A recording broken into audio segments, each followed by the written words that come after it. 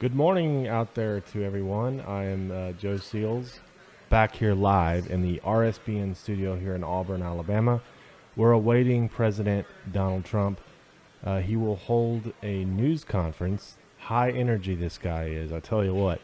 He is holding a news conference in Singapore after a long day of the summit, a historic summit with North Korean leader Kim Jong-un. And you folks will have to forgive me, I'm not as high energy as the president, apparently. I have not been to sleep, by the way. It's been a long day here at the RSBN headquarters, but we're waiting patiently for this news conference that will begin, hopefully, very shortly, scheduled for 4 o'clock. But if we look here at the screen, Jennifer Jacobs of the, she works for Bloomberg, actually. Says that Trump is doing 2 news interviews before this press conference here at the hotel in Singapore. ABC's George Stephanopoulos, and why Stephanopoulos? And then Fox News' Sean Hannity. So after the interviews, he will be making his way here to the podium. So it should be an interesting, I'm sure there'll be plenty of questions asked. And it's been a long day, so it's been a great day, though. It's been a historic day. And as soon as President Trump is speaking, you will hear the remarks live and full here on RSBN. And thanks, everybody, for tuning in. Share our broadcast, and we appreciate all y'all's support. We've had a long day, but it's been a really great day. I think a great day for everyone, a great day for America, for Korea, for the world. And we've had a fun time hanging out with you guys today and bringing you the coverage. So we'll get back here to the podium here just in a minute, and I'll be back to wrap it up afterwards.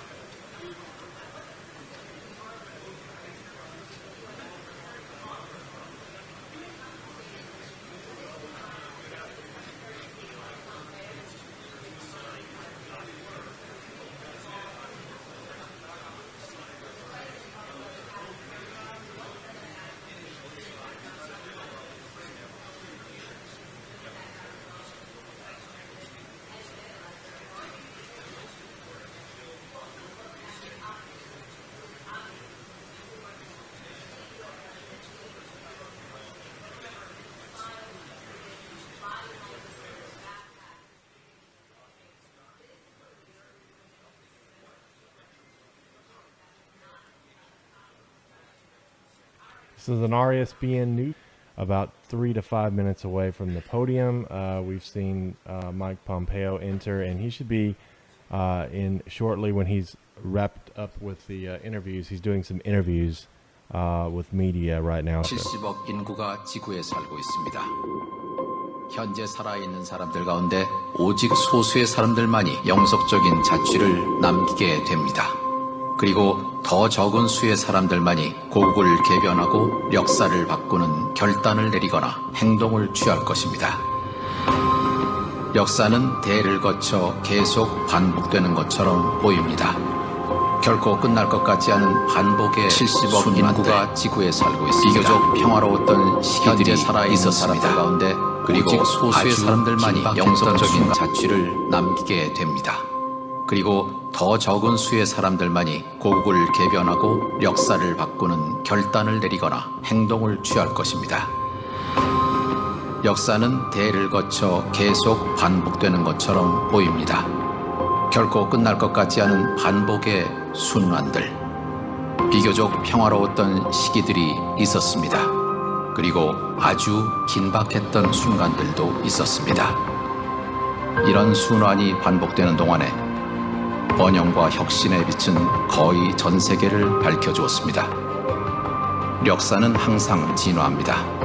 그리고 오직 소수의 사람들이 변화를 위해서 소명되는 시기가 있습니다. 하지만 문제는 그 소수의 사람들이 어떤 차이들을 만들어내는가입니다. 과거가 미래가 될 필요는 없습니다. 어둠 속에서도 빛은 보일 수 있습니다. 그리고 희망의 빛이 밝게 타오를 수 있습니다. 이것이 현실이 될까요? 풍요로운 유산을 공유하는 사람들, 공동의 미래를 찾을 수 있을까요?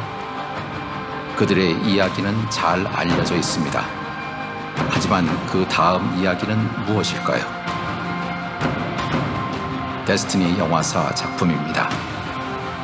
기회의 이야기, 새로운 이야기, 새로운 출발, 평화. 두 사람, 두 지도자, 하나의 운명. 역사의 특별한 순간에 대한 이야기. 다시는 되풀이되지 않을 단 한 번의 기회가 왔을 때 그 사람은 무엇을 선택할까요? 비전과 지도력? 그것이 아니면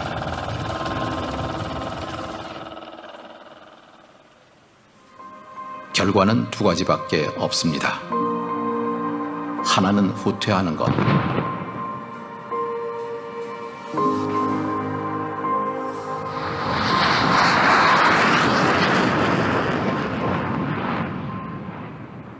아니면 다른 하나는 전진하는 것.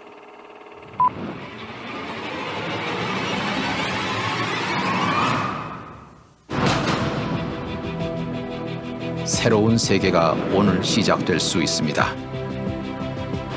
우정, 신뢰, 선의가 있는 곳, 그 세계에 합류하십시오. 기회의 문들이 활짝 열릴 수 있는 곳. 전 세계의 투자, 그곳은 의학적 난관의 돌파, 풍성한 자원, 혁신적 기술, 새로운 발견이 있는 곳. 이것이 현실이 될까요? 역사를 바꿀 수 있을까요? 세계는 그 변화를 품에 안을까요? 이 역사적 순간이 언제 시작될까요? 문제는 선택입니다. 오늘 바로 지금 이 순간. 세계는 지켜볼 것입니다. 여겨 들을 것입니다. 기대할 것입니다. 희망할 것입니다. 이 지도자는 조국의 개변을 선택할까요? 그래서 새로운 세계의 성원이 될까요? 조국 인민들의 영웅이 될까요? 그는 평화와 악수를 할까요? 그리고 전대미문의 번영을 누릴까요? 번영과 훌륭한 삶과 아니면 심각한 고립. 어떤 길을 선택할까요? 도널드 트럼프 대통령과 김정은 위원장이 역사를 개조하는 회담을 합니다.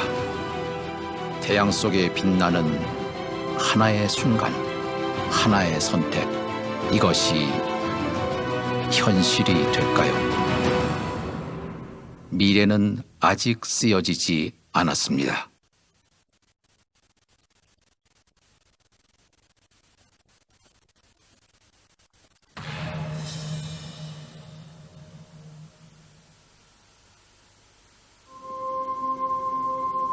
Seven billion people inhabit planet Earth. Of those alive today, only a small number will leave a lasting impact.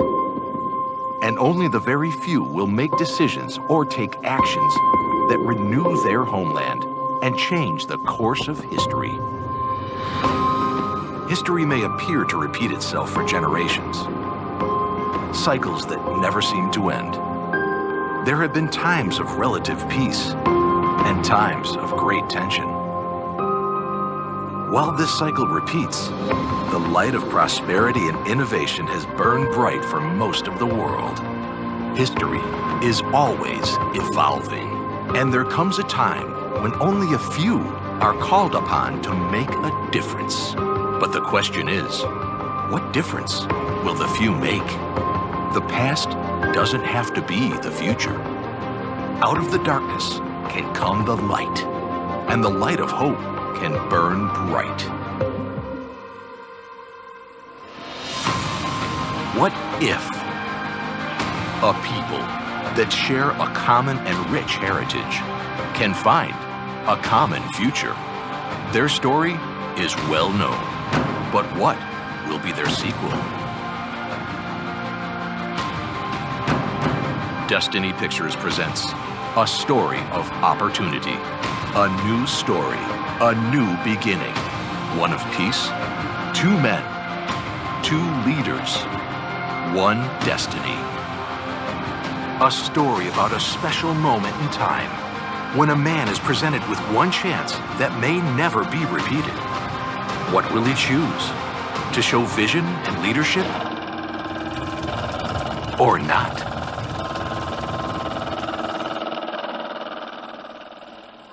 There can only be two results. One of moving back,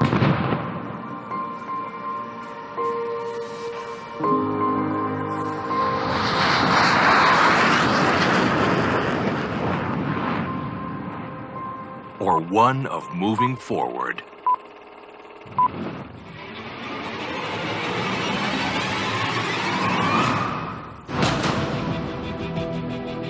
A new world can begin today. One of friendship, respect, and goodwill. Be part of that world, where the doors of opportunity are ready to be opened. Investment from around the world, where you can have medical breakthroughs, an abundance of resources, innovative technology, and new discoveries. What if? Can history be changed? Will the world embrace this change? And when could this moment in history begin? It comes down to a choice. On this day, in this time, at this moment, the world will be watching, listening, anticipating, hoping. Will this leader choose to advance his country and be part of a new world? Be the hero of his people? Will he shake the hand of peace and enjoy prosperity like he has never seen? A great life or more isolation? Which path will be chosen? Featuring President Donald Trump and Chairman Kim Jong-un in a meeting to remake history, to shine in the sun. One moment, one choice. What if? The future remains to be written. Ladies and gentlemen, the President of the United States, Donald Trump.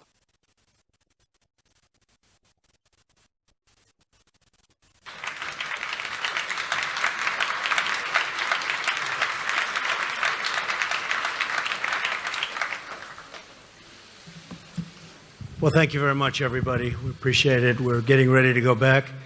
Had a tremendous 24 hours. We've had a tremendous 3 months, actually, because this has been going on for quite a while. That was a tape that we gave to Chairman Kim and his people, his representatives, and it captures a lot, captures what could be done.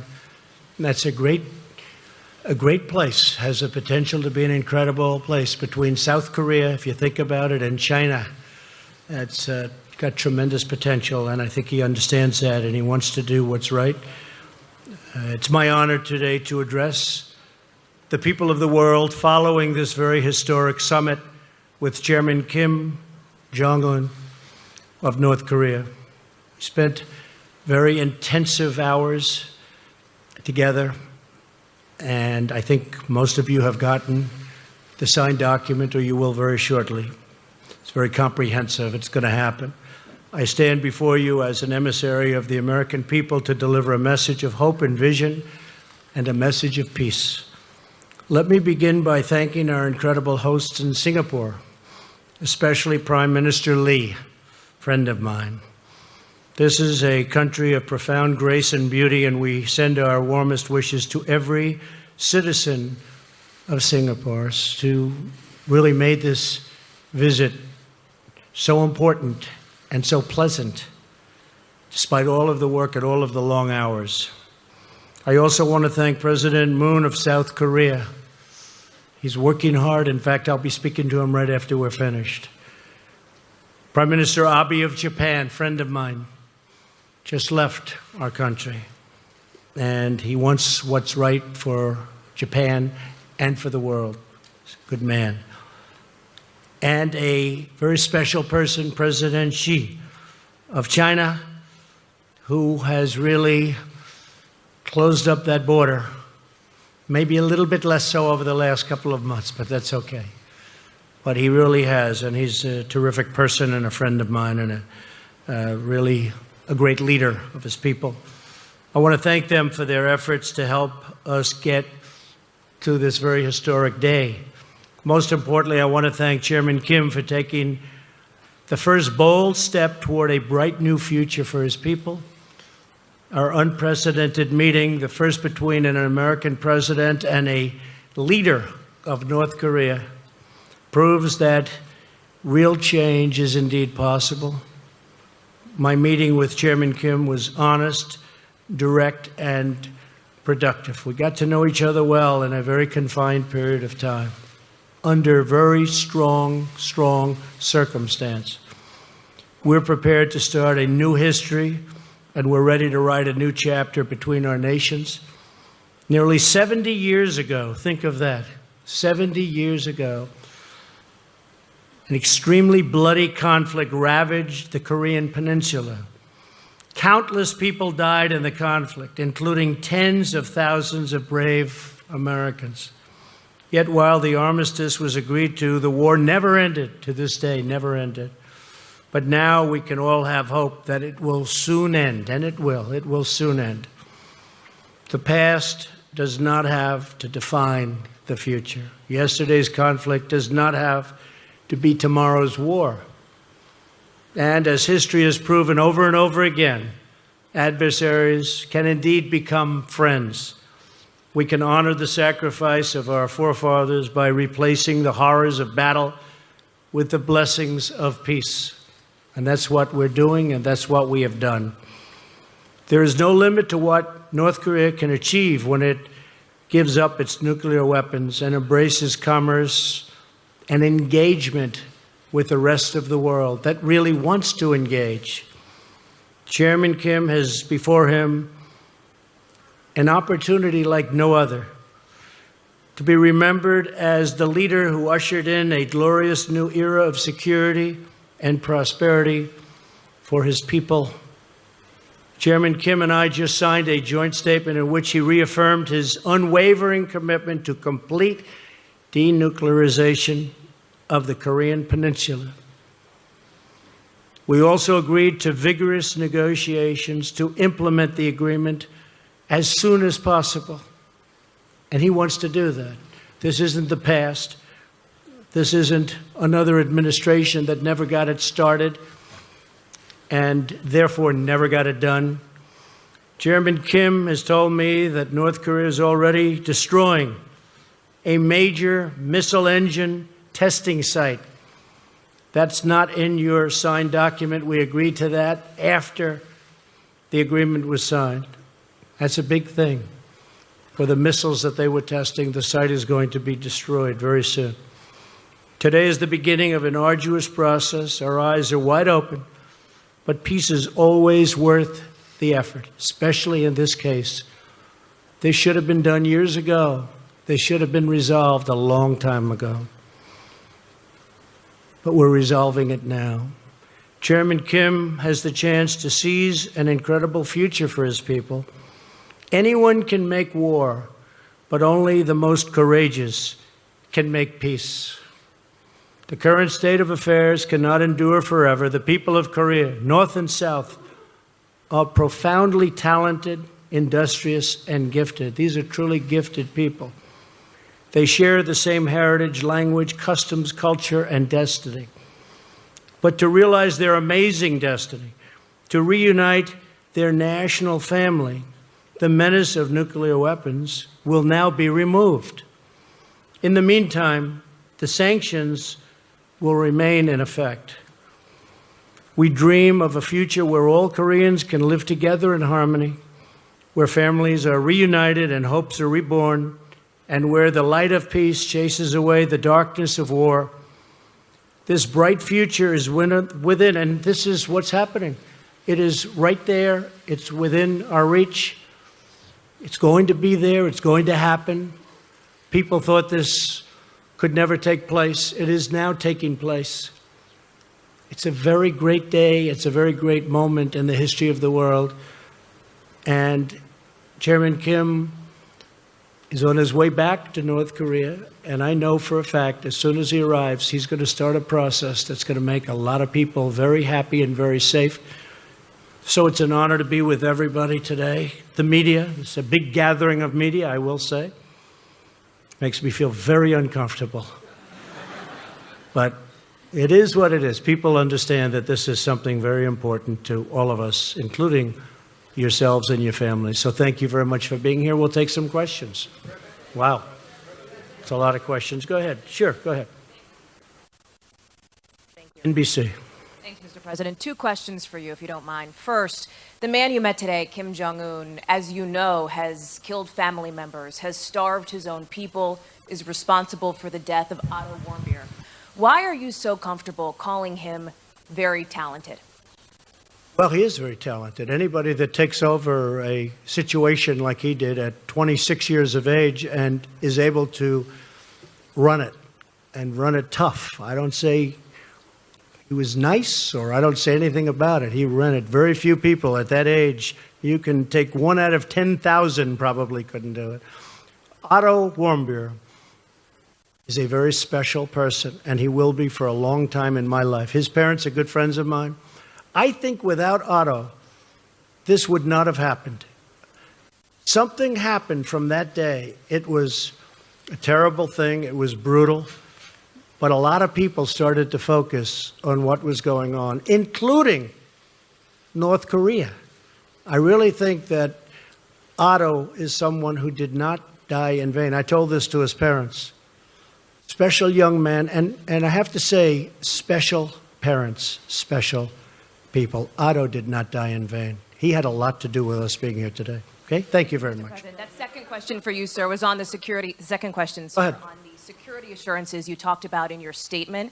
Can you be specific about what assurances you are willing to give to Kim Jong-un? Does that include reducing military capabilities? And just to follow up on your answer. No, we're not reducing anything. We're not reducing. At some point, I have to be honest, and I used to say this during my campaign, as you know probably better than most. I want to get our soldiers out. I want to bring our soldiers back home. We have right now 32,000 soldiers in South Korea. And I'd like to be able to bring them back home. But that's not part of the equation right now. At some point, I hope it will be, but not right now. We will be stopping the war games, which will save us a tremendous amount of money, unless and until we see that the future negotiation is not going along like it should. But we'll be saving a tremendous amount of money. Plus, I think it's very provocative. Yes, John? Yes, John, go ahead. Oh, Go ahead. I'm sorry. I thought you were John Roberts. I looked at you. You looked just much better, right? We're frequently confused, Mr. President. Yes. Mr. President, the joint statement does not talk about verifiable or irreversible denuclearization. Yeah. Is that a concession on the part of the United States? No, not at all, because if you look at it, I mean, it said we are going to, let's say here, it will be gone. I don't think you can be any more plain than what we're asking. Issues related to the establishment of the new U.S. DPKR relations, the building. We talk about the guarantees, and we talk about unwavering commitment to the complete denuclearization of the Korean Peninsula. This is the document that we just signed. Did you discuss with Chairman Kim methods to verify, either with the United States or international organizations, that very process? And do you Yes, we did. Yes, we did. And we'll be verifying. Yeah, we'll be verifying. It'll be verified. How is that going to be achieved, Mr. President? Well, it's going to be achieved by having a lot of people there. And as we develop a certain trust, and we think we have done that, Secretary Pompeo has been really doing a fantastic job, his staff, everybody. As we do that, we're going to have a lot of people there, and we're going to be working with them on a lot of other things. But this is complete denuclearization of North Korea, and it will be verified. Will those people be Americans or international? Combinations of both. Combinations of both. And we have talked about it, yes. Yeah, go ahead. Be nice. Be respectful. I'll be very respectful, sir.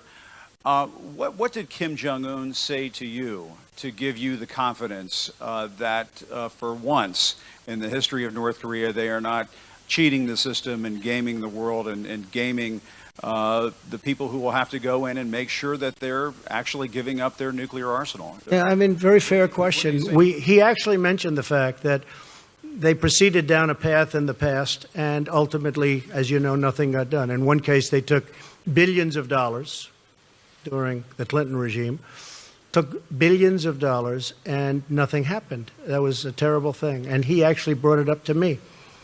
And he said, we have never gone this far. I don't think they've ever had the confidence, frankly, in a president that they have right now for getting things done and having the ability to get things done. And he was very firm in the fact that he wants to do this. I think he might want to do this as much or even more than me, because they see a very bright future for North Korea. So you never know, right? We never know. But I'll tell you what, we signed a very comprehensive document today, and I think most of you have been given that document. But we signed a very, very comprehensive document, and I believe he's going to live up to that document. In fact, when he lands, which is going to be shortly, I think that he will start that process right away. I do. I can only say that I know him for really well. It's been very rhetorical, as you know. I think without the rhetoric, it wouldn't have happened. I think without other things going along, I think the establishment of a new team was very important. They have a great team. But I think he wants to get it done. I really feel that very strongly. Oh, there's John. I think, you two guys look alike when the light is right on the hair is very similar. Let me see who has better hair. He's got pretty good hair, John. It's the angelic glow of the backlighting, Mr. President, that makes us look so similar. Of course, the denuclearization and nuclear weapons and biological weapons and whatnot is one problem in North Korea. Another huge problem is the horrible record that they have on human rights. Was that discussed at all? Is that something that you will tackle in the future? Yes, it was discussed. It will be discussed more in the future, human rights.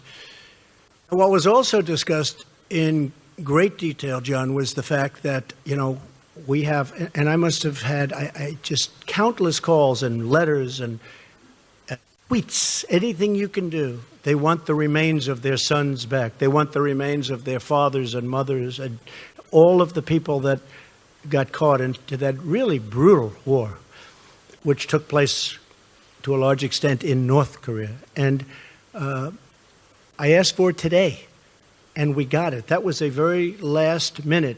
The remains will be coming back. They're going to start that process immediately. But so many people, even during the campaign, they'd say, is there any way you can work with North Korea to get the remains of my son back or my father back? So many people ask me this question, and I said, look, we don't get along too well with that particular group of people, but now we do. And he agreed to that so quickly and so nice. It was really a very nice thing, and he understands it. He understands it. So for the thousands and thousands, I guess way over 6,000 that we know of in terms of the remains, they'll be brought back. The POW MIA issue clearly is a very important one for thousands. Especially to a lot of people that are... But what do you, President Trump, expect Kim Jong-un to do about the human rights record regarding the North Korean people? Right. It was discussed. It was discussed relatively briefly compared to denuclearization. Well, obviously, that's where we started and where we ended.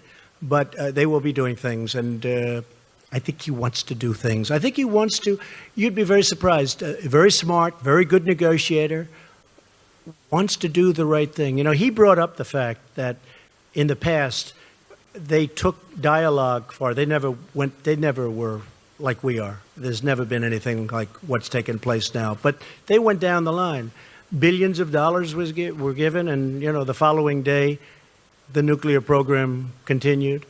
But this is a much different time, and this is a much different president, in all fairness. This is very important to me. This was perhaps one of the reasons that I won. I campaigned on this issue, as you know very well, John. Okay, whoever those people are, I cannot see you with all the lights, but you don't look like either of the two. Yeah, go ahead. Sure, go ahead. Thank you, Mr. President. And first of all, congratulations. Thank you very much. Appreciate it. Did you touch on the issue of peace treaty, and also will you travel to Pyongyang anytime soon? Well, at a certain time, I will. I said that will be a day that I look very much forward to at the appropriate time. And I also will be inviting Chairman Kim at the appropriate time to the White House. I think it's really going to be something that will be very important. And he has accepted. I said at the appropriate time. We want to go a little bit further down the road. But what we signed today was a lot of things included. And then you have things that weren't included that we got after the deal was signed. I've done that before in my life. And we didn't put it in the agreement because we didn't have time. And I think most of you have been handed out the agreement or soon will. But you have not? Okay. Well, if you could have those agreements passed out. We just finished them just a little while ago. But if you could have the agreements passed out, you'll see what we're talking about. Yes, sir. Go ahead. I want to second the congratulations, President. Thank you. What part did Japan play, and did the abduction issue come up? And yes. Also, the fate of the Christians. And the follow-up question is, when will you be doing an interview with Japanese TV? 50,000 American troops are in Japan. That's true. Again. 50,000 great troops. That's true. Yeah, it did. Abduction, absolutely. This Prime Minister Abe's one of his, certainly, other than the whole denuking subject, certainly I would say his main point. And I brought it up, absolutely. And they're going to be working on that. It will be. We didn't put it down in the document, but it will be worked on. Christians, yes, we brought it up very strongly. Franklin Graham spent and spends a tremendous amount of time in North Korea. He's got it very close to his heart. It did come up, and things will be happening. Okay? Thank you. Great question. Yes, John, go ahead.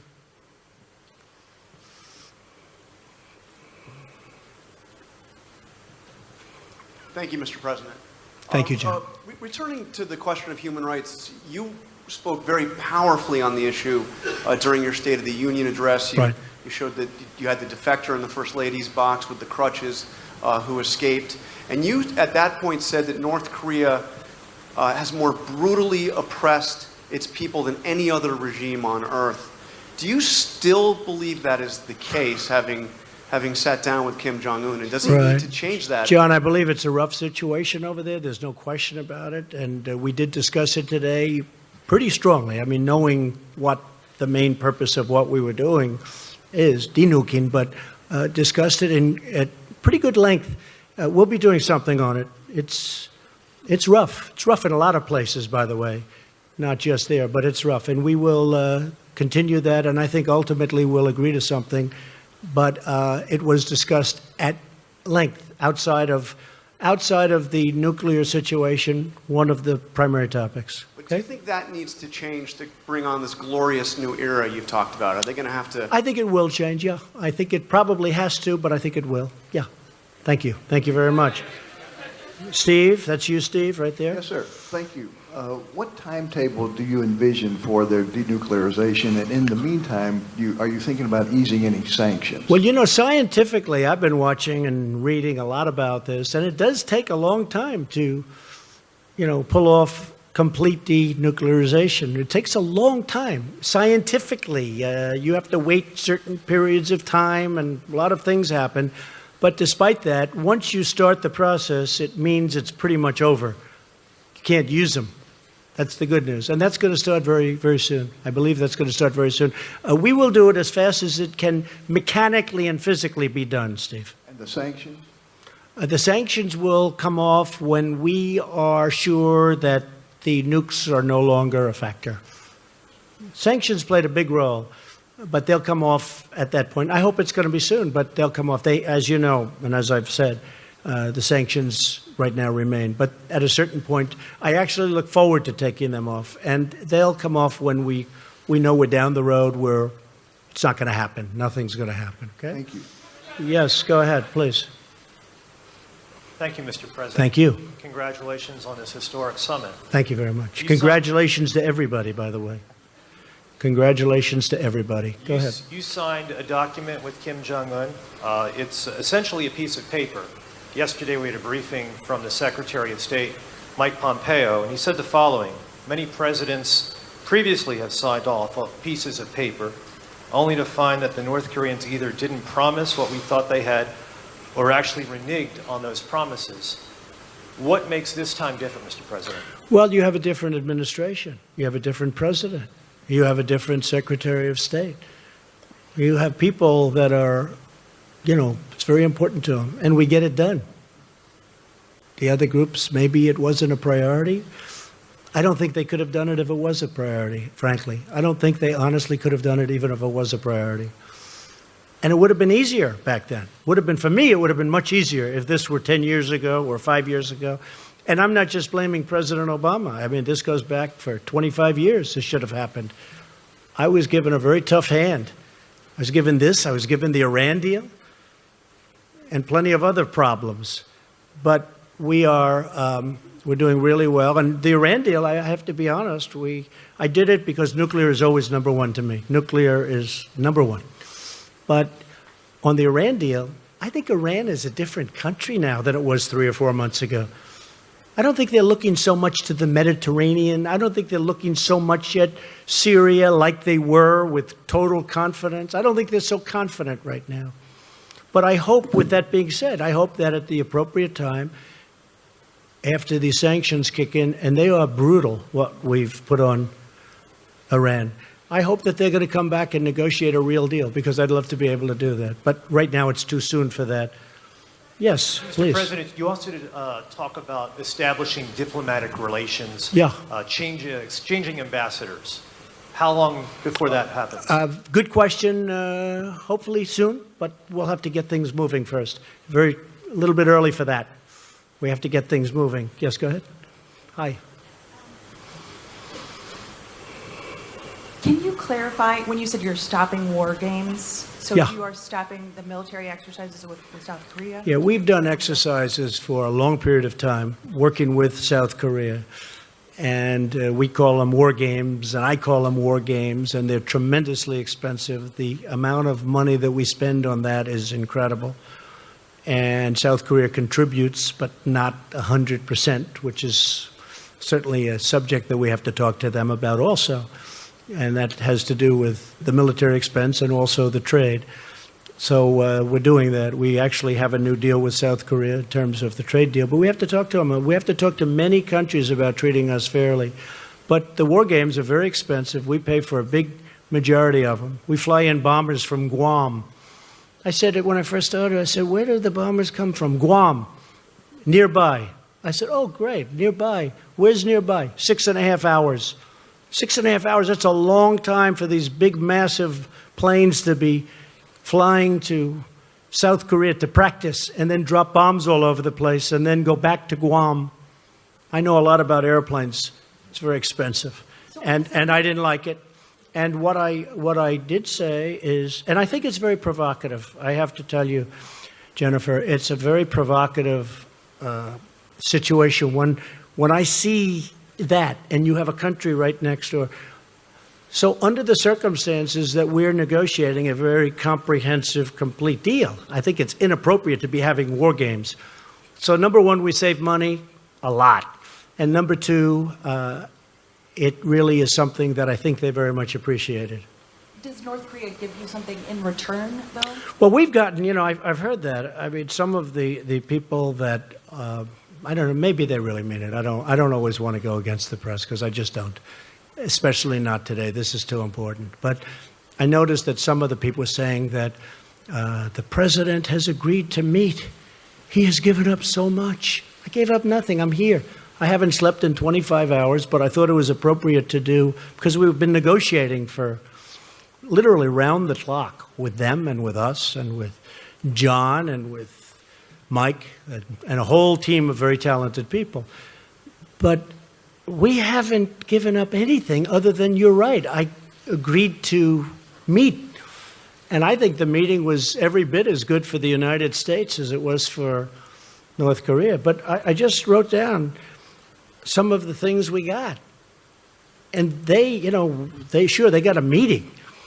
But only a person that dislikes Donald Trump would say that I've agreed to make a big commitment. Sure, I've agreed to take a period of time and come here and meet, and that's good. But I think it's great for us and as a country, and I think it's good for them. But what did they do to justify this meeting? Secured commitment for complete denuclearization. That's the big thing. They secured the release of 3 American hostages. They already gave them to us 2 months ago. These people now living happily back in their homes with their families. And it was pretty rough for them, to put it mildly. Secured the commitment to recover the remains, including, these are of fallen heroes. And they're giving a commitment. They're starting it immediately to recover the remains. And I just went through how many people asked me about it. I was amazed, actually. So many people would ask me, is it possible? Is it possible? At that time, we had no relationship to Chairman Kim or to anybody else in North Korea. It was a very closed society. So we're getting the remains back. Secured the halt of all missile and nuclear tests. For how long has it been? 7 months? You haven't had a missile go up. For 7 months, you haven't had a nuclear test. You haven't had a nuclear explosion. I remember a nuclear event took place, 8.8 on the Richter scale. And they announced, I heard it on the radio, they announced that a massive, earthquake took place somewhere in Asia.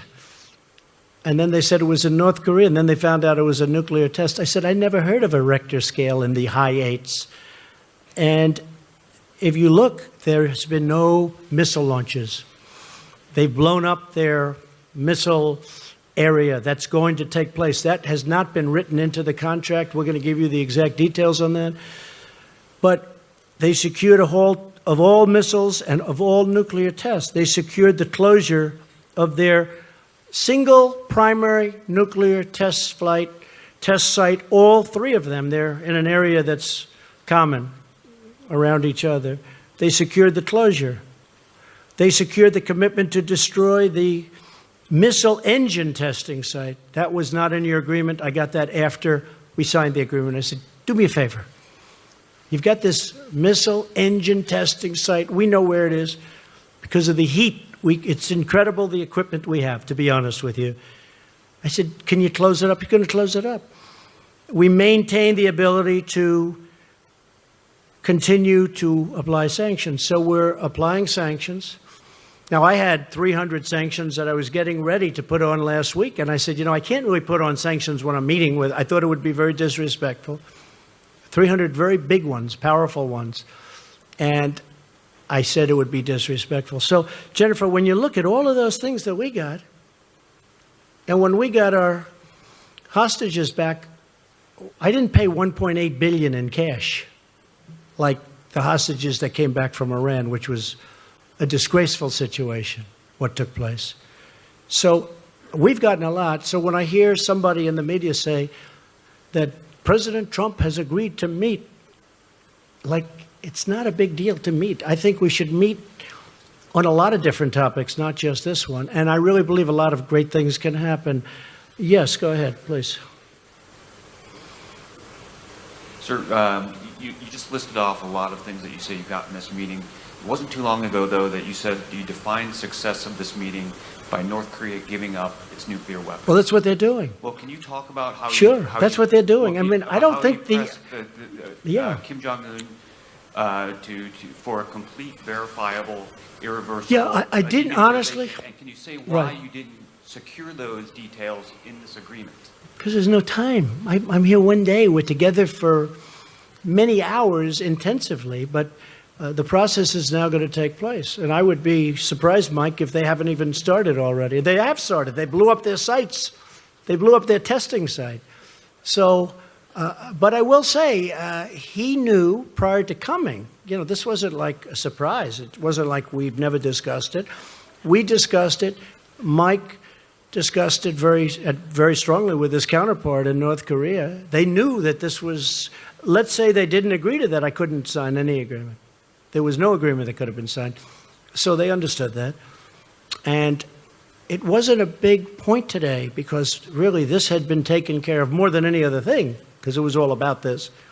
This has been taken care of before we got here. So when we brought that up today, you see the language, it's very strong. It's in the document. Yes, ma'am. Thank you, Mr. President. Could you talk about the military consequences for North Korea if they don't follow through on the commitments that you're talking about? Well, I don't want to talk. Yeah, I know. That's a tough thing to talk about because I don't want to be threatening. I don't want to be threatening. They understood that. And you've seen what was perhaps going to happen. And you know, Seoul has 28 million people. We think we have big cities. You look at New York where it has 8 million people. We think it's a big city. Seoul has 28 million people. Think of that.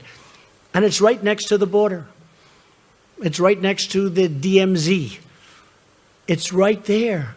I mean, if this would have happened, I think, you know, I've heard, 100,000 people. I think you could have lost 20 million people, 30 million people. This is really an honor for me to be doing this because I think, you know, potentially you could have lost, 30, 40, 50 million people. The city of Seoul, one of the biggest cities in the world, is right next to the border. You once spoke about fire and fury. Is that no longer the case? Well, at that time we needed perhaps fire and fury because we could not have allowed that kind of capability from the standpoint of the United States. And certainly Japan wasn't going to allow it either. Japan is right next door. One more thing. Mr. President, could you tell us about the video that you showed before this? Yeah. When did you show that to Kim? What was the goal Today. there? Yeah. We had it made up by some, I hope you liked it. I thought it was good. I thought it was interesting enough to show. One in English and one in Korean. And we had it made up. I showed it to him today, actually during the meeting, toward the end of the meeting. And I think he loved it. They were given, we didn't have a big screen like you have the luxury of having. We didn't need it because we had it on a cassette and an iPad, and they played it. And about 8 of their representatives were watching it, and I thought they were fascinated by it. I thought it was well done. I showed it to you because that's the future. I mean, that could very well be the future.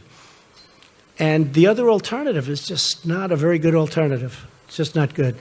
But I showed it because I really want him to do something. Now, I don't think I had to show it because I really believe he wants to. I think he wants to get it done. Yes, go ahead. How's Staten Island Ferry doing? Okay. He wrote the best story about me with the Staten Island Ferry, and after that, he's never written a good story. I don't know what happened. It's a long time ago. Mr. President, it's been a busy week for you on the international stage. You're leaving this summit here in Singapore having determined that Kim Jong-un is a talented man. You left the G7 summit a few days ago in Canada having determined that Prime Minister Trudeau is weak and dishonest. What do you say to America's allies who worry that you might be jeopardizing our long-term alliances and who worry that you might be treating our historic friends as enemies and our historic enemies as friends? Well, first of all, I think it's a very fair question. I had a very good meeting with the G7, and I left the meeting, and I'll be honest, we are being taken advantage of by virtually every one of those countries, very, very seriously. Now, the United States, because of bad management at the top, because of presidents that didn't care about trade or didn't understand it or whatever reason, for many years, with China being obviously the most successful at it, but the European Union is second, 151 billion we lost. They were represented at the meeting. And we're being taken advantage of on trade. Canada does have very big advantages over us in terms of trade deficits. We have a big trade deficit with Canada. I was reading where, it's actually a surplus. Not a surplus. It's either 17, but it could actually be 100. You know, they put out a document. I don't know if you saw it. They didn't want me to see it, but we found it. Perhaps they were trying to show the power they have. It's close to $100 billion a year loss with Canada. They don't take our farm products, many of them. They charge what was 270%, but somebody told me the other day that a few months ago they raised it to 295% for dairy products. And it's very unfair to our farmers, and it's very unfair to the people of our country, the workers, the farmers, the companies. And we are not able to trade. They have tremendous barriers up. They have tremendous tariffs. So when I put in a countervailing tariff just to get us up a little bit so the balance isn't so much, it's like this. They said, oh, that's so terrible. I said, what's terrible? We have to catch you a little bit. We have to have a little balance. Even if it's not complete, we have to have a little balance. I say this with many countries. Anyway, we finished the meeting. Really, everybody was happy. And I agreed to sign something. I asked for changes. I demanded changes, and those changes were made. In fact, the picture with Angela Merkel, who I get along with very well, where I'm sitting there like this, that picture was, we're waiting for the document because I wanted to see the final document as changed by the changes that I requested. That was a very friendly, I know it didn't look friendly, and I know it was reported like sort of nasty both ways. I was angry at her. Actually, we were just talking, the whole group, about something unrelated to everything, very friendly, waiting for the document to come back so I could read it before I leave. Anyway, I left and it was very friendly. When I got onto the plane, I think that Justin probably didn't know that Air Force One has about 20 televisions. And I see the television, and he's giving a news conference about how he will not be pushed around by the United States. And I say, push him around. We just shook hands.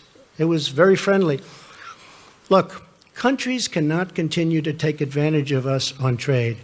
The numbers are out. Over the last couple of years, and over the last many years, but over the last couple of years, this country has lost $800 billion on trade with other countries, the biggest one being China. $800 billion. $151 billion with the European Union. They don't take our agricultural products, barely.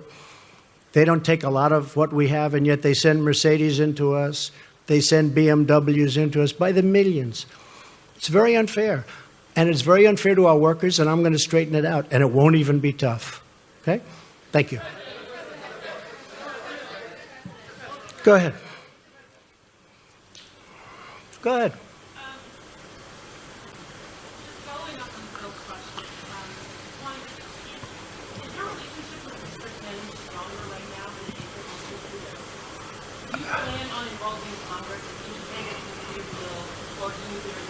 I would like to involve Congress, yes. And no, I have a good relationship with Justin Trudeau. I really did. Other than he had a news conference that he had because he assumed I was in an airplane and I wasn't watching. He learned that's going to cost a lot of money for the people of Canada. He learned. You can't do that. You can't do that. We left. We had a very good relationship. I've had a good relationship with Justin. I have a good relationship with all. I have a very good relationship with Angela Merkel. But on NATO, we're paying 4.2%. She's paying 1% of a much smaller GDP than we have. We're paying 4.2% on a much larger. We're paying for, anyone can say from 60 to 90% of NATO.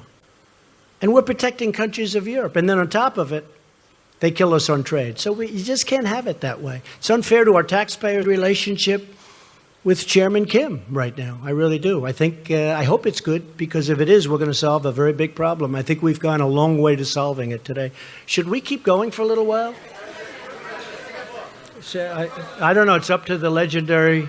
Next step. Is there some ongoing dialogue? Yes. Oh, we're getting together next week to go into the details. And that's our Secretary official Pompeo, level? yeah, next week with John Bolton and our entire team to go over the details and to get this stuff done. We want to get it done. He wants to get it done. We're also working very much with South Korea. We're working with Japan. We're working with China to a lesser extent, but we're working with China. And you're coming back to Singapore?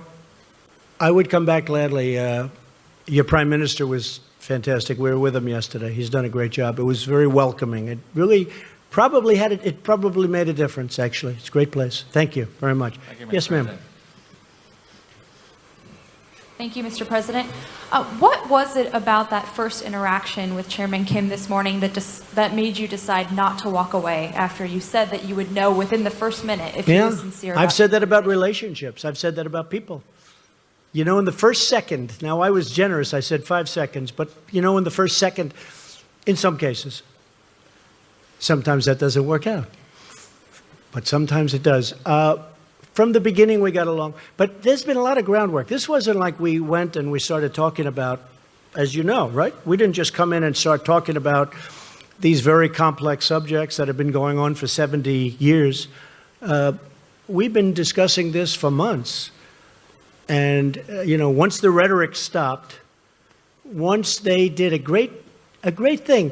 You know, North Korea did a great thing by going to the Olympics, because the Olympics, and President Moon will tell you this, the Olympics was not exactly doing great. People didn't feel like being bombed out of the opening ceremonies. You know, they weren't exactly selling tickets. And as soon as the chairman, Chairman Kim, said, let's participate in the Olympics, it sold like wildfire and was a great success as an Olympics. It was a great success. He did a great thing. But since that time, pretty much since that time, because as you know, a delegation came from South Korea who had just met with North Korea. They came to the White House. They told me lots of things, including the fact that they'd be willing to de-nuke. We have one of their great people here today, that they were willing to de-nuke. And once that started, we have been really talking about that from the end of the Olympics, when the whole delegation came to say various things, including de-nuking. If I may, a second question. In the document that you signed earlier today, North Korea agreed to commit to denuclearization. To borrow a phrase that you have used to criticize your predecessors and political opponents, how do you ensure that North Korea is not all talk, no action? Well, I think, can you ensure anything? Can I ensure that you're going to be able to sit down properly when you sit down? I mean, you can't ensure anything. All I can say is they want to make a deal. That's what I do. My whole life has been deals. I've done great at it. And that's what I do. And I know when somebody wants to deal, and I know when somebody doesn't. A lot of politicians don't. That's not their thing. But it is my thing. I mean, again, this really could have been done, I think, easier a long time ago. But I know I just feel very strongly, my instinct, my ability or talent, they want to make a deal. And making a deal is a great thing for the world. It's also a great thing for China. Because I can't imagine that China is happy with somebody having nuclear weapons so close. So, China was very helpful. So I think he wants to make a deal. Can anybody be certain? But we're going to be certain soon because the negotiations continue. Okay? Thank you very much. Go ahead. You mentioned that you have raised extensively the issue of human rights with Chairman Kim. I wonder what you would say to the group of people who have no ability whatsoever to hear or to see this press conference, the 100,000 North Koreans kept in a network of gulags. Have you betrayed them by legitimizing the regime in Pyongyang? No, I think I've helped them because I think things will change. I think I've helped them. There's nothing I can say. All I can do is do what I can do. We have to stop the nuclearization. We have to do other things, and that's a very important thing. So at a certain point, hopefully you'll be able to ask me a much more positive question or make a statement. But not much I can do right now. At a certain point, I really believe he's going to do things about it. I I think they are one of the great winners today, that large group of people that you're talking about. I think ultimately they're going to be one of the great winners as a group. Yes, sir, go ahead. Go ahead. Yeah. Would you ever consider removing the sanctions without significant improvement in the human rights situation? No, I want significant improvement. I want to know that it won't be happening. And again, once you start that process, there'll be a point at which, even though you won't be finished for a while because it can't happen scientifically or mechanically, but you're not going to be able to go back. You know, once we reach that point, I'll start to give that very serious thought. Yes, go ahead. Go ahead. Go ahead. You first. Mr. President, did you also discuss the cost of denuclearization and how North Korea is about to foot the bill while the crippling sanctions remain in place? I'm from Channel News Asia, Singapore. Well, I think that South Korea and I think that Japan will help them very greatly. I think they're prepared to help them. They know they're going to have to help them. I think they're going to help them very greatly. We won't have to help them. The United States has been paying a big price at a lot of different places. But South Korea, which obviously is right next door, and Japan, which essentially is next door, they're going to be helping them. And I think they're going to be doing a very generous job and a terrific job. So they will be helping them. And yes, ma'am, go ahead behind. Yes. Thank you, Mr. President. Thank you. I'd like to follow up on Steve's question. He asked you how long it would take to denuclearize the Korean Peninsula. You said a long time. What does that mean? Well, I don't know when you say a long time. I think we will do it as fast as it can be done scientifically, as fast as it can be done mechanically. I don't think, I've read horror stories. It's a 15-year process, okay? Assuming you wanted to do it quickly, I don't believe that. I think whoever wrote that is wrong. But there will be a point at which, when you're 20% through, you can't go back. I had an uncle who was a great professor for, I believe, 40 years at MIT, and I used to discuss nuclear with him all the time. He was a great expert. He was a great, brilliant genius, Dr. John Trump at MIT. I think he was there 40 years, I was told. In fact, the head of MIT sent me a book on my uncle.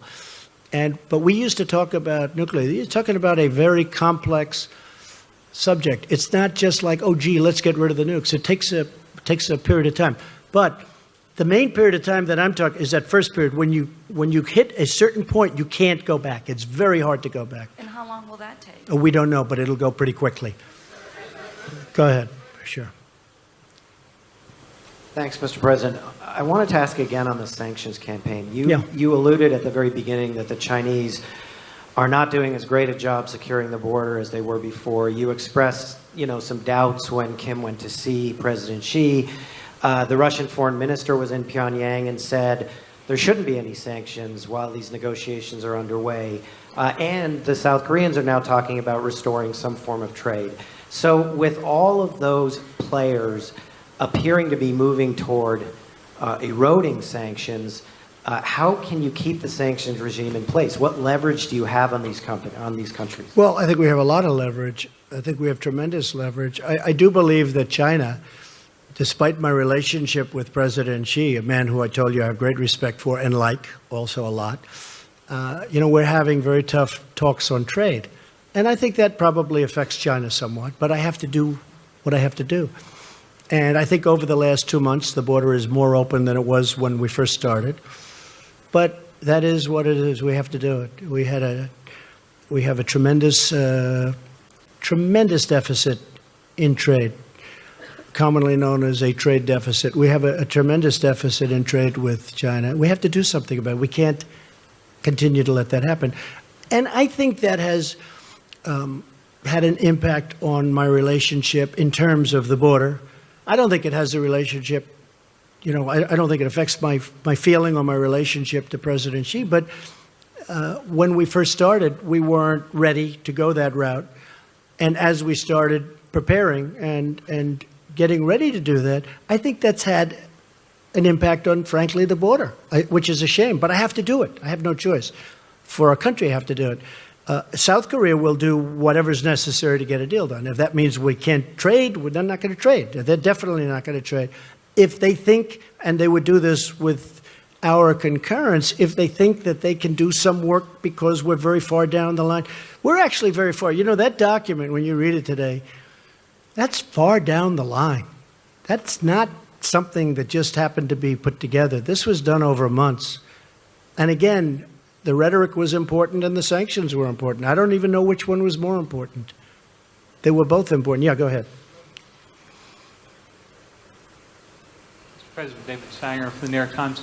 I was wondering if you could give us some sense of whether Chairman Kim told you how many nuclear weapons he believes he's made, whether he's willing to turn those over first, and then whether in your mind you need to do more than was done in the Iran deal for actually dismantling both the uranium and the plutonium processes, and whether or not you've had a sense that Chairman Kim really understood what that involves and had a timetable in his own mind of shutting that. Well, David, I can tell you he understands. He understands it so well. He understands it better than the people that are doing the work for him. That is an easy one. As far as what he has, it's substantial, very substantial. The timing will go quickly. I believe you'll see some good action. I mean, as an example, one of the things with the missile site, I think you're probably surprised to hear that was a throw-in at the end, the missile site. But I really believe, David, that it's going to go very quickly. I really believe that it's going to go fast. And it is a very substantial arsenal. There's no question about it. You know, I used to say, maybe it's all talk and no action. But we have pretty good intelligence into that, although probably less there than any other country. You understand that maybe better than anybody in the room. Probably less there than any other country, but we have enough intelligence to know that what they have is very substantial.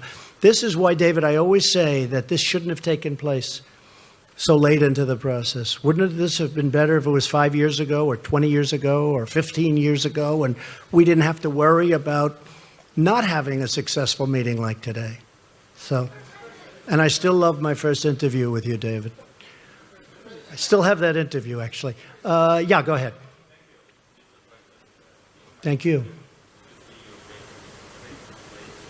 My question is, if there is a second summit, if there is a second summit with Chairman Kim Jong-un, will it be in Pyongyang or Washington? We haven't set that up. We'll probably need another summit. We'll probably need, or meeting, we can use a different term, but we'll probably need another one. I will say this, we're much further along than I would have thought. I did not think we'd be here. I thought, and I've told people, I didn't want to build up people's hopes too much. I told people, I thought that this would be a successful meeting if we got along, we developed a relationship, and we could have maybe gotten to this point in 3 or 4 months from now. But it really happened very quickly. A lot of that was because of the foundation that was, put down before we met. A lot of things happened very fast.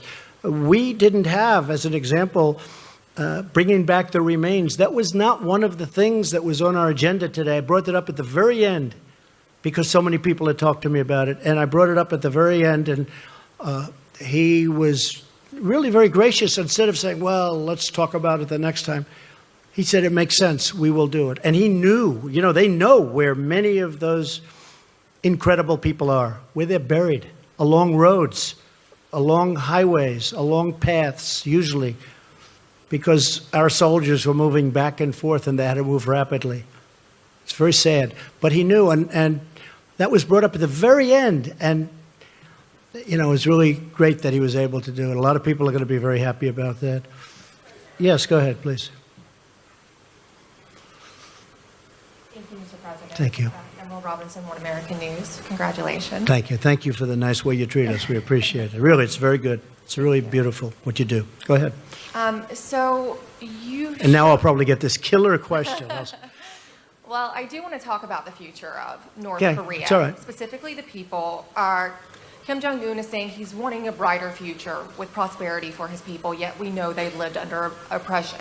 You showed him this video of what the future could be like, but do you have an idea specifically of the model that he would like to go towards? Economically, is he open to more economic freedom? It's a good question. So you saw a tape today, and that I think was done really well, but that was done at the highest level of future development. I told him, you may not want this. You may want to do a much smaller version of this. I mean, you're going to do something, but you may want to do a smaller version. You may not want that with the trains and the everything, super, everything the top. And maybe you won't want that. It's going to be up to them. It's going to be up to them. It's going to be up to the people what they want. They may not want that. I can understand that too. But that was a version of what could happen, what could take place. As an example, they have great beaches. You see that whenever they're exploding their cannons into the ocean, right? So I said, boy, look at that. Wouldn't that make a great condo behind? And I explained, I said, instead of doing that, you could have the best hotels in the world right there. Think of it from a real estate perspective. You have South Korea, you have China, and they own the land in the middle. How bad is that, right? It's great. But I told them, I said, you may not want to do what's there. You may want to do a smaller version of it or, and that could be. Although I tell you what, he looked at that tape, he looked at that iPad, and I'm telling you, they really enjoyed it, I believe. Okay? Yeah, go ahead. A couple of more. Okay, we'll do 3 more. Yeah, go ahead. Go. Brian Bennett from Time Magazine. Yes, hi, Brian. Am I on the cover again this week? Boy, have I been so many covers. Entirely possible. Huh? I know. That's Do you okay. now see Kim Jong-un as an equal? In what way? You just showed a video that showed you and Kim Jong-un on equal footing in discussing the future of the No, country. I think that I don't view it that way. See, I don't view it that way. I'll do whatever it takes to make the world a safer place. If I have to say I'm sitting on a stage, I mean, I understand what you're getting at. If I have to say I'm sitting on a stage with Chairman Kim, and that's going to get us to save 30 million lives, could be more than that. I'm willing to sit on the stage. I'm willing to travel to Singapore very proudly, very gladly. Again, I other than the fact that it is taking my time, they have given up a tremendous amount. They've given it up even before, and even add the Olympics to it. You could add the Olympics to the question. They went to the Olympics. They took an Olympics that was going to be a massive failure, that maybe wouldn't have even opened. And they made it a tremendous success by agreeing to participate. Add that to the list of things that they've done. So, Brian, if I can save millions of lives by coming here, sitting down, and establishing a relationship with someone who's a very powerful man, who's got firm control of a country, and that country has very powerful nuclear weapons, it's my honor to do it. Are you concerned that the video you just showed could be used by Kim as propaganda to show him as... No, I'm not concerned at all. We can use that video for other countries. Go ahead. Mr. President, in the year 2000, President Clinton got a request by Kim Jong-il. Got impressed? Got a request from Kim Jong-il to travel to Pyongyang and meet him. And Clinton refused. He sent the Secretary of State Albright. Yeah, he did a great deal. And he spent $3 billion and got nothing. They you- started making nuclear weapons. Mr. President, and you, on the other hand, got the request and right away went here to meet him. And do you understand those people who say that you gave him the ultimate present, a legitimacy to a regime who oppressed its people without an ongoing process before you, as the U.S. President, as the leader of the free world, meet, shake hands with this leader of North Korea who is perceived to be oppressing brutally his own people? Okay, good. I think we just answered the But question. do you understand these I understand it much better than you do. Okay, yeah, go ahead. Go ahead. Thank you very much. Yes. Mr. President, Eliana Johnson with Sure. Politico. Hi. Hi. You mentioned a couple specific concessions that you got from Kim, the return of remains and the destruction of the nuclear site. And I know you said that was And an much add-on. more, and much more than that. Yeah, I know you said the last thing was an add-on and it wasn't in the agreement, but that he gave you his word. If he doesn't follow through on these things, what are you prepared to do in response, and will you lose faith in this process? No, I think he'll do it. I really believe that. Otherwise, I wouldn't be doing this. I really believe, and it was really the engine testing site, in addition to all of the other things that they've agreed to do. It was they have a very powerful engine testing site that, again, we're able to see because of the heat that it emits. And yeah, I'm able to I'm very happy. I'll tell you what, I'm very happy with those 2 points, the 2 points you mentioned, but I think you might be referring to the thing that's not in, which is the engine testing site.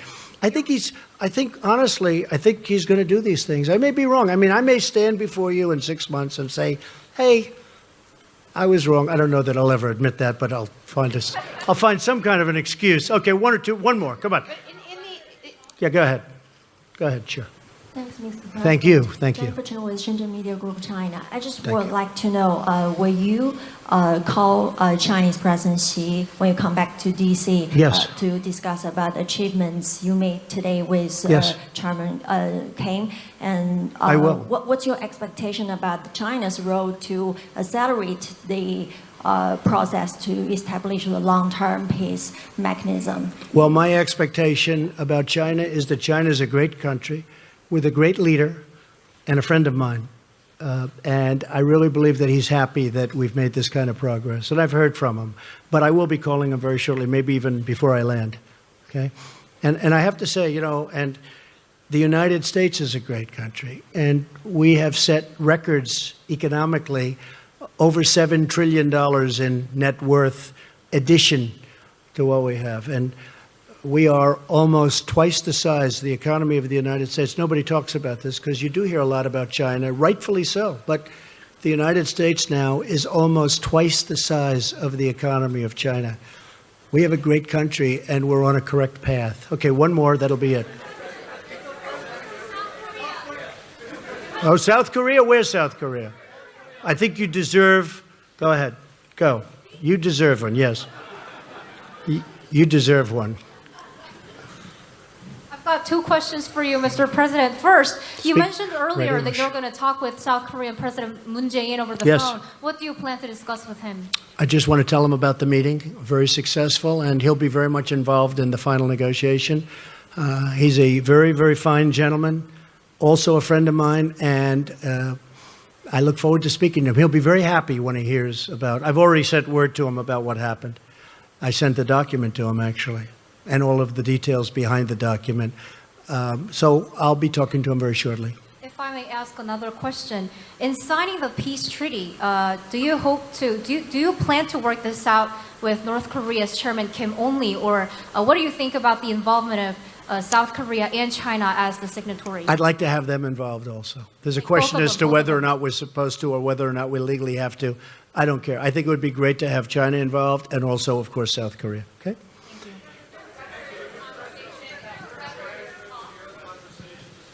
What? Mike, do they have a transcript? They probably have a rough transcript, which you can give us if you have one. No, they didn't record it. I don't think they recorded it. Are there any recordings of it? I wish there were, because it is interesting stuff. Say it. I don't. We probably have some notes or something, but they have actually detailed notes, I would imagine. But we had a great conversation. It was a very heartfelt conversation.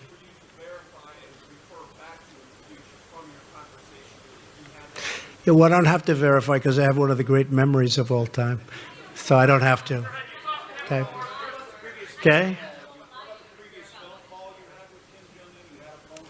Yeah, but I don't want to discuss it. But what we did is we've had numerous discussions.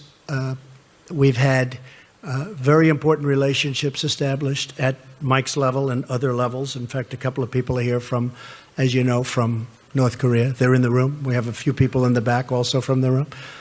So when we went into this final agreement, very importantly, we really didn't go in cold. We went in with tremendous relationship and tremendous knowledge, and I think that's why we got it done.